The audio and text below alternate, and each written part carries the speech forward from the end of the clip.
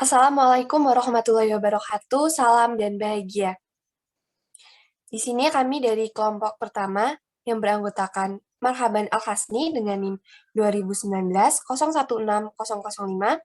Saya Frista Mufti Faisya Dewanti dengan NIM 2019-016034. Nisa Mailani dengan NIM 2019-016040 dan Ulfa Dwi Laksmiani dengan NIM 2019-016043. Di sini dari kelompok pertama akan mempresentasikan mengenai materi kesehatan sistem pencernaan manusia.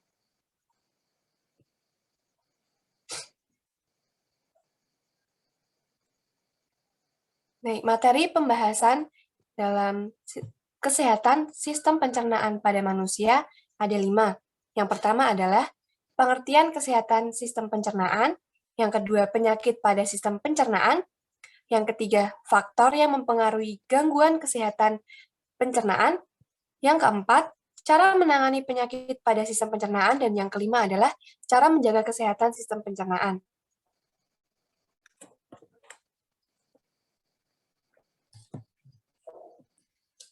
Materi yang pertama adalah pengertian kesehatan sistem pencernaan. Kesehatan adalah keadaan sejahtera dari badan, jiwa, dan sosial yang memungkinkan setiap orang hidup produktif secara sosial dan ekonomis. Kemudian pada Undang-Undang Pokok Kesehatan bab 1 pasal 2 dijelaskan bahwa kesehatan badan jasmani rohani, kemudian sosial, serta bukan hanya sehat dari penyakit, cacat, dan kelemahan. Kemudian pada Undang-Undang Nomor 23 Tahun 1992 dinyatakan bahwa kesehatan mencakup 4 hal. Yang pertama adalah fisik, mental, sosial, dan ekonomi. Kemudian, kesehatan sistem pencernaan merupakan suatu keadaan atau suatu kondisi pada sistem organ dalam manusia yang menerima makanan, mencernanya menjadi energi dan nutrien, serta mengeluarkan sisa proses tersebut melalui dubur.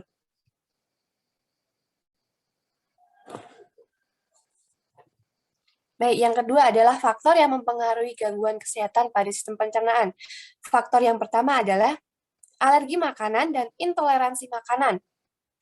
Makanan dapat menyebabkan reaksi alergi, termasuk pembengkakan pada mulut, bibir, dan bagian belakang tenggorokan.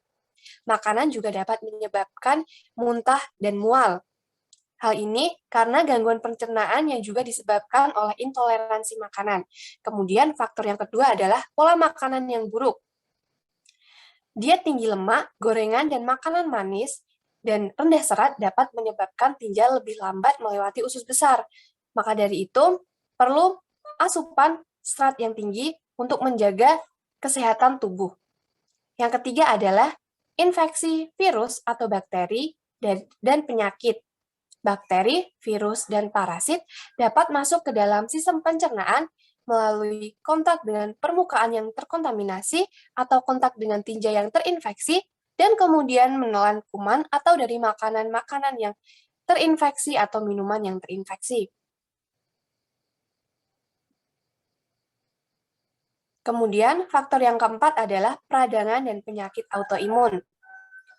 Gangguan ini terjadi saat sistem kekebalan menyerang dan merusak jaringan tubuh sendiri, yang mana dapat melibatkan bagian manapun dari sistem pencernaan. Penyakit autoimun yang mempengaruhi saluran pencernaan termasuk lupus eritomatosis sistemik, rheumatoid arthritis, sindrom Sjögren, dan skleroderma, dan lainnya. Kemudian faktor yang kelima adalah gaya hidup. Tingkat stres tinggi yang konstan, kemudian kurang olahraga, merokok, dan minum alkohol dapat mempengaruhi sistem pencernaan. Materi yang selanjutnya akan dibacakan oleh Nisa Mailani.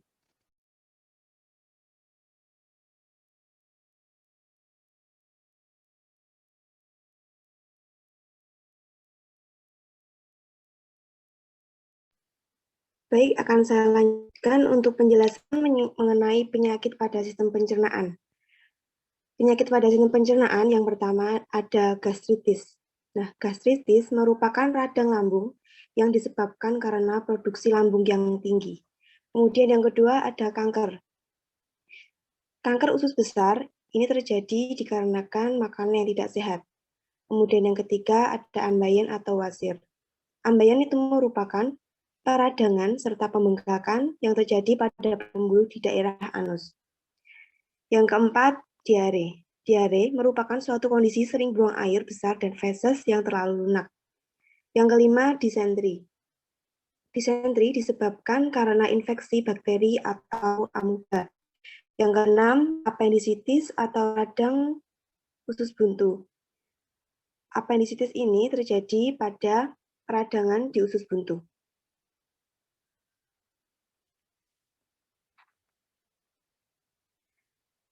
Untuk selanjutnya yang ketujuh yaitu splenomegali.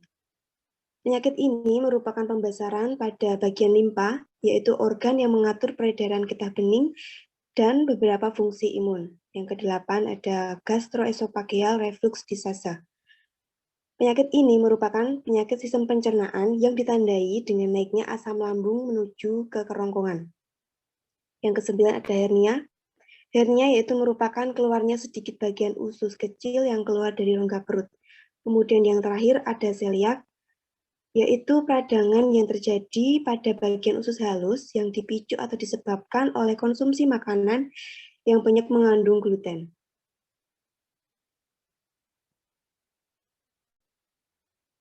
Untuk selanjutnya akan dijelaskan oleh Ulfa.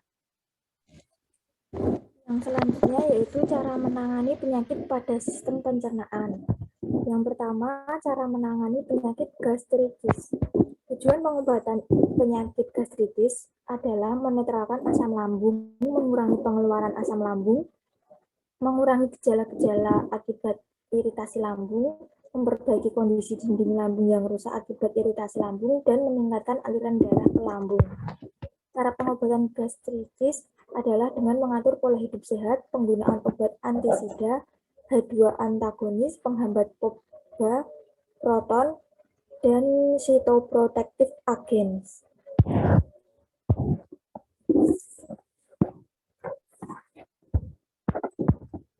Yang kedua yaitu cara menangani radang usus buntu, pengangkatan alami dengan menggunakan ekstrak kulit manggis dan daun sirsak.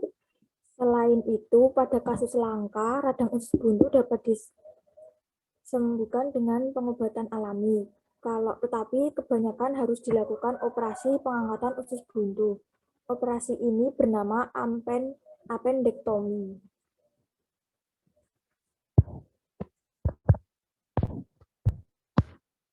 Kemudian yang ketiga yaitu diare.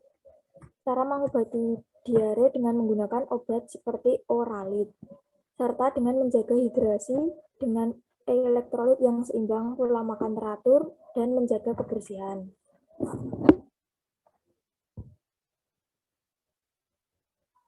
Kemudian cara mengatasi disentri, pengobatan dapat dilakukan dengan antibiotik. Selain itu juga dapat dilakukan dengan terapi menggunakan cairan baik oral maupun intravena. Selain itu juga bisa dilakukan minum obat untuk meredakan kram perut dan diare.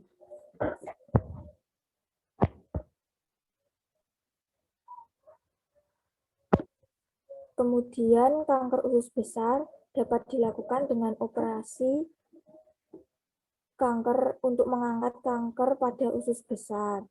Nah, selain itu juga bisa dilakukan radioterapi dengan memanfaatkan sinar radiasi untuk membunuh sel kanker.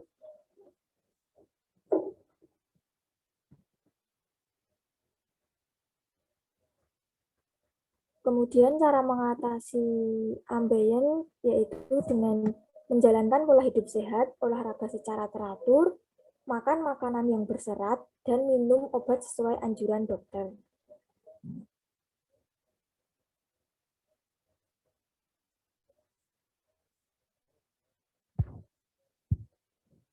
Kemudian GERD atau gastroesophageal reflux disease dapat diatasi dengan mengubah perilaku sehari-hari seperti menurunkan berat badan, tidak langsung berbaring setelah makan, menjauhi makanan tertentu, termasuk buah yang asam, serta berhenti merokok.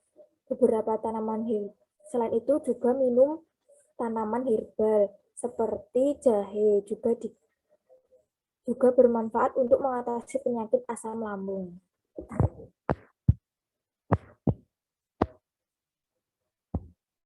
Kemudian yaitu untuk mengatasi hernia inguinalis bisa ditangani melalui prosedur operasi.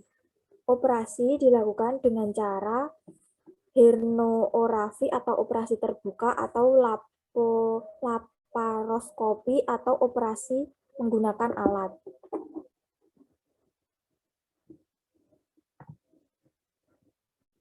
Splenomegali, penyakit ini dapat diatasi dengan sesuai penyebab yang mendasarinya, seperti meresepkan antibiotik dari dokter. Selain itu, juga dapat dilakukan operasi pengangkatan limfa. Kemudian juga dapat dilakukan vaksinasi sebelum dan sesudah pengangkatan limfa. Yang terakhir yaitu cara mengatasi celiak. Yang paling utama yaitu menghindari makanan atau bahan apapun yang mengandung gluten.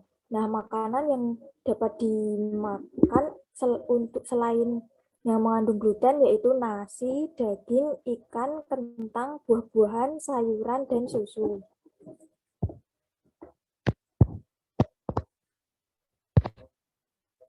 Yang selanjutnya akan dijelaskan oleh Marhaban.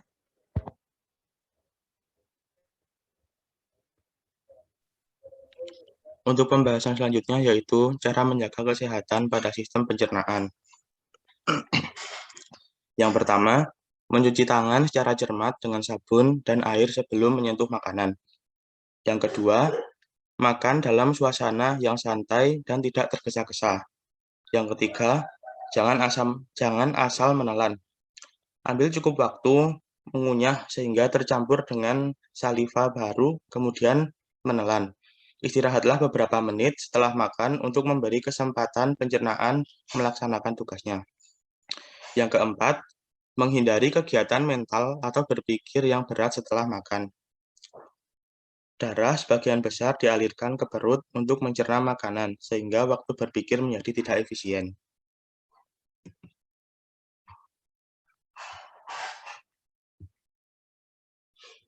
Yang kelima, jangan menahan BAB. Biasakan diri buang air besar pada waktu-waktu yang tertentu. Pengaruh sembelit pada tubuh, orang yang sering menderita sembelit sering tidak merasa sehat badannya dan pusing-pusing. Hal ini disebabkan karena ada zat-zat yang sebenarnya harus sudah dikeluarkan, tetapi diserap kembali oleh usus. Yang keenam yaitu memperhatikan pola makan. Perut memang dapat menampung banyak makanan dalam sekali makan, namun sebaiknya hal tersebut tidak dilakukan. Untuk menghindarinya, dari gangguan pencernaan ini disarankan untuk makan dengan porsi yang kecil tetapi sering. Yang ketujuh, makan dengan kombinasi yang tepat. Makan dengan kombinasi yang tepat dapat mencukupi kebutuhan nutrisi yang dibutuhkan oleh pencernaan. Makan protein dan biji-bijian dalam satu waktu dapat memicu gangguan pencernaan. Untuk mengatasinya, yaitu mengonsumsi makanan yang tepat dengan kandungan banyak serat. Selain mengatasi gangguan pencernaan, makanan tersebut mampu menurunkan depresi, cemas, dan suasana hati yang buruk. Yang kedelapan yaitu mengonsumsi makanan yang mengandung enzim. Enzim menjadi salah satu zat yang berperan penting dalam proses pencernaan makanan. Untuk memperoleh enzim yang dibutuhkan, biasanya ditemukan pada makanan yang mentah. Usahakan untuk tidak mengonsumsi makanan siap saji atau daging olahan, serta perbanyak asupan makanan alami dan mentah dalam pola makan. Yang kesembilan yaitu istirahat sejenak setelah makan. Setelah makan, dilarang untuk langsung beraktivitas agar terhindar dari gangguan pencernaan. Yang ke-10 yaitu melakukan gerakan yoga. Kombinasi gerakan yoga dan latihan pernapasan mampu mendukung sistem pencernaan yang sehat. Yoga dapat mendukung gerakan usus, sehingga racun dan sisa-sisa makanan di dalamnya dapat dikeluarkan. Yang terakhir yaitu mengonsumsi teh yang dikombinasikan dengan rempah-rempah. Cara alami mengatasi gangguan pencernaan ini yaitu dengan mengonsumsi teh yang dikombinasikan dengan rempah-rempah. Kualitas dan rasa rempah dalam teh mampu mengatasi gangguan pencernaan, serta memberi nutrisi yang dibutuhkan oleh tubuh. Untuk mengatasinya, cobalah konsumsi teh mint, teh jahe, atau teh lemon yang ditambah dengan kapulaga atau kayu manis.